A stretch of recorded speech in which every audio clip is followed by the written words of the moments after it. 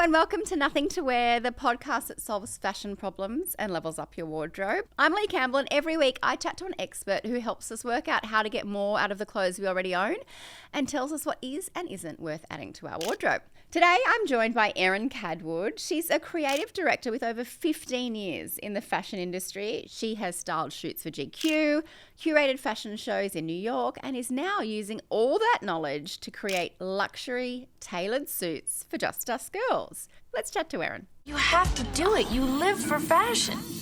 Erin, welcome to Nothing to Wear. Thank you so much. Thank you for coming all the way here. Now listen, I ask new guests 2 general questions before we get into the topic. So let's start with those. Can you describe your own style in 3 words? And what are those words and why? Okay, in just 3. I would probably You're allowed 4 if you want. Or like a hyphen. I'd probably say eclectic. I like to really pull references from heaps of different places. And put them all together in one outfit? And put them all together or who I am that day. I would also say self-referential for that reason. The outfit either speaks about itself or I take my personal style very seriously, and those things are really expressive of who I'm feeling that day or what I need to be that day. And then I really like that, and I did allow that hyphen, but that is a really good term that, yes, can apply to so many things and For people, sure. and I like that. Yeah, I like For that sure. one. Never had it. and then tailored. Well, I- it would have to be, right? It has to be. I found out quite a few years ago that just tailored pieces look really good on me. The structure. Everyone. Yeah. Tailoring Most just people. gives a vibe. It doesn't have to be a tailored suit. You don't have to be going to an office, but just good tailoring. Yeah, even just a crisp collared shirt. That structure around my face I think just really works instead of anything too frilly. Oh, yeah, I'm not a frill. Maybe I'm a frill on the bottom. You're right, around the face. Yeah. I love those. Yes. All right, the theory that we believe that most women wear a smaller portion of their wardrobe. So there's the 90% that you love but you don't reach for all the time. The 10% you reach for all the time. What's in your 10%?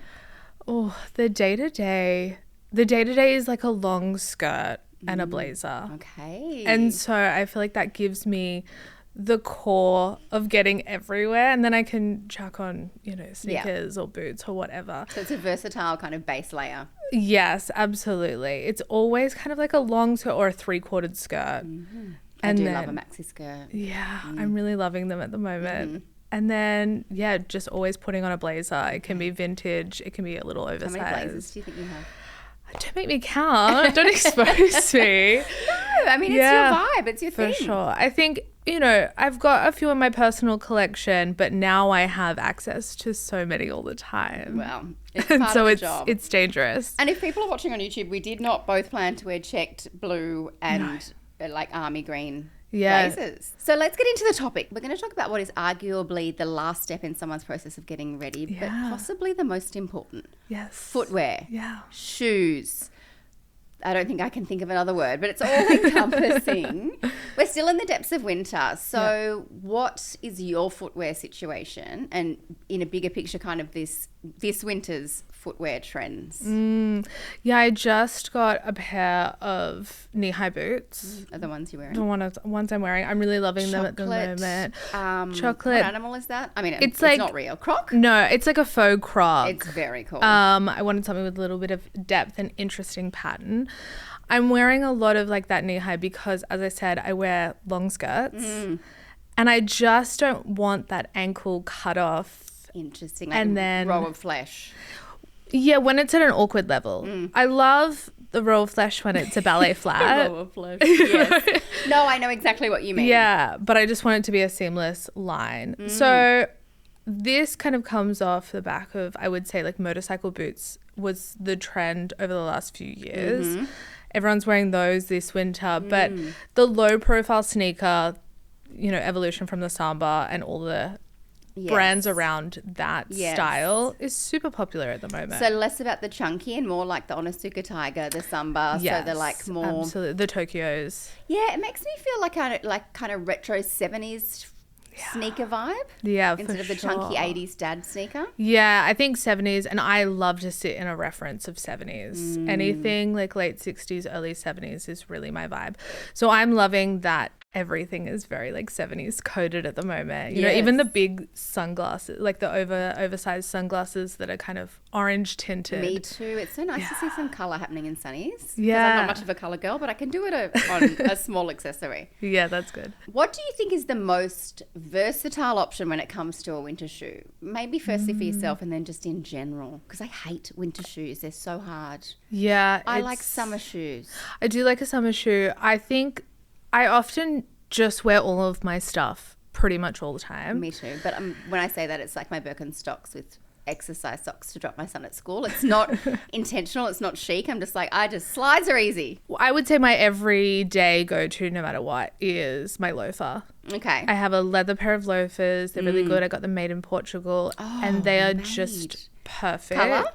Black. And you just wear them with everything? Classic. Pretty much. Great arch support. Wide toe box. It's just nice. Beautiful. Yeah. We often get, I moderate the Nothing to Wear community group, and a lot of people say, I don't know how to wear loafers, because I think they think of it so literally as like what men would wear with a suit. But yes. I love loafers, and I think they're so versatile. Yeah. So what would you wear them with?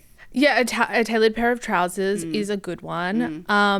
I always think that you have to look at the relationship between the shoe and the hemline. Yes. And so I actually think if you're getting into loafers, and probably have a think about this during springtime, it's probably easier to wear them with socks and like shorts or a skirt or something. I love that. I love the look. Sporty look. I can't do it. Can't have legs out. Well, then you can do it with a long skirt. Yeah, I often do a loafer with a maxi skirt. Yeah, that's easy. Or even easy. in winter to try and get more out of my wardrobe, I'll be wearing like a maxi dress. It might be like a pretty floral, but I'll put a big, long, grey, chunky knit and a loafer. Yeah, that's good because the Jeans. tension. And even I think like if you did like a black legging, like a dressy legging or whatever, wear your Lululemon if you want, and then a long blazer, and then your loafer, and people just think they're like tights. Yeah, absolutely. I like that look as loafers well. Loafers are more versatile than people realise. They are good. And like if you want to do a chunky loafer, you can. If you want to do a slim sort of slide-on loafer. I'm more of a slim classic, it's got a back on it, but I can't do that chunky Prada-esque loafer that has been everywhere. It feels too school shoe. Yes. Which is kind of the vibe. I think, for so many people, that is the point. The brat stole, the schoolgirl, that is kind of their vibe. Talk to me about high heels, because the footwear category has had quite the revolution, and I think that COVID lockdown had a lot to do with that. What are you seeing in high heels in terms of what people are wearing, or are they wearing them? Are they kind of over in that they'll never be as popular as they were before? Maybe it's just my Instagram algorithm, but I'm seeing a lot of women call the heel back. They want it back. They want it back. They say you need to, before you go out, you need to like learn to walk in them. You really need because to, that generation just hasn't done it. They haven't done it. Yeah. And like I have my mum always jokes that I've been able to run in heels before I could run. Yeah, it was normally. like a rite of passage when 100%. you kind of first started going out and you got your license and you could drink and you were just like tottering around. But we work with a lot of young women here, and everyone's just like, nah. Yeah, I can understand why. I love it because I love feeling the zhuzh. Like you walk differently when you're in a pair of, even if it's a small little kitten heel. Yeah, so mine's a kitten heel. You've got a block heel on those boots, which is very wearable. So maybe not the 6-inch stilettos. I mean, I love the look. There's a time for it. Yeah. But I just think when you you need go to the Oscars. Exactly. You just need to find the right moment. But I love kind of like is it the 4 centimeter, kind of like that midpoint? Me too. I'm all about, when I go on a website now, if I'm searching for a shoe, I'll be like, still at like point or pump, and then I'll do mid. I always search to mid heel, and I'm like, oh my God, I'm such a grandma. But I'm just going to wear them. I thought I was getting to that age as well. But I love a really comfortable heel.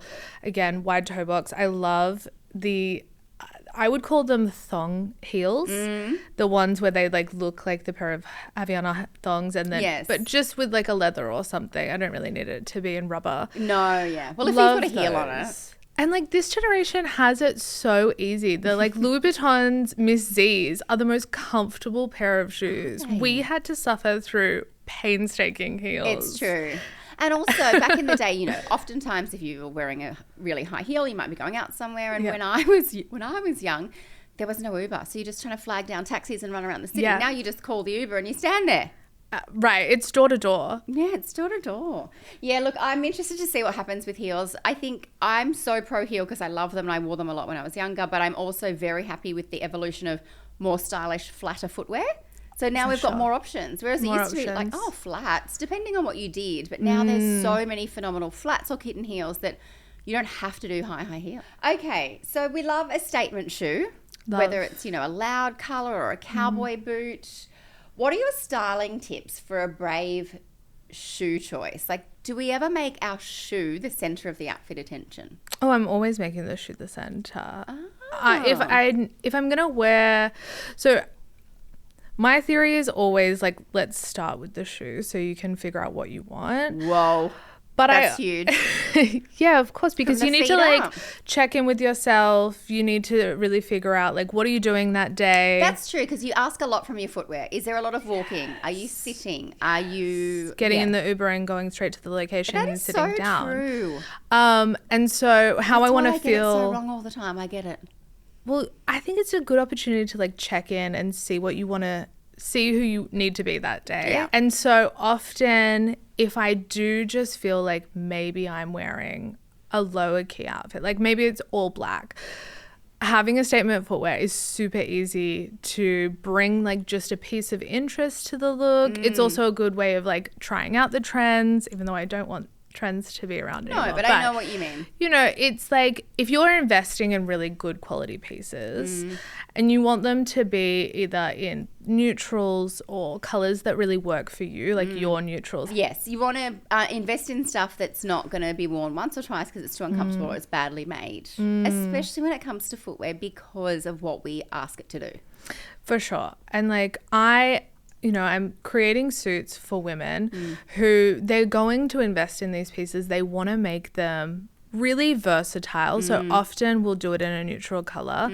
And so adding a staple piece like a red shoe makes them feel very like in the moment. So as part of your job and what you do, would you consider the footwear in what you're doing? 100%. So do you say to her, what shoes are we wearing with this? Yeah, so we often call our sessions discovery sessions because we're really trying to figure out like, what is your lifestyle? Are you doing the morning run for school and then going to meetings and then going to drink?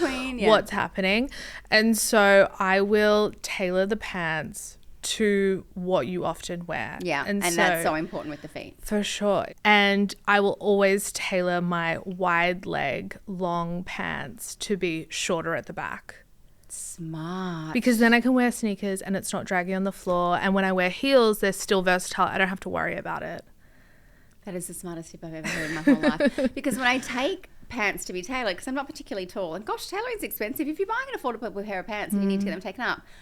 Anyway, they go, I take my shoes and they're like, well, what shoes are you going to wear? I'm like, well, I don't know. I might wear a high heel. I might wear a sneaker, and can you kind of do in between? But it's such a commitment to choose a length. That's so smart. It's such a commitment to choose a length, and you shouldn't have to. And I found this technique that gives you both. Because you don't want to drag it on the bottom, like on the ground. And I also just don't want to pigeonhole those pants when we know now that, wide leg pants, tailored pants can be so versatile. They're not just dressy pants or office pants. You can wear them with sneakers or sandals. So let's say someone listening is going to create a capsule wardrobe for their shoes. So they want, the stuff that not everyone has to have all these exact styles. But what do you think are kind of the footwear staples that you can take us through life?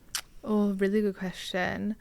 I'd say going with something, you definitely need a sneaker. And that's separate to like your gym sneakers. Like if you exercise, we mean like a lifestyle sneaker? Yes. A trainer? Yes, a trainer, a lifestyle sneaker. And that can be low profile or chunky, it doesn't matter.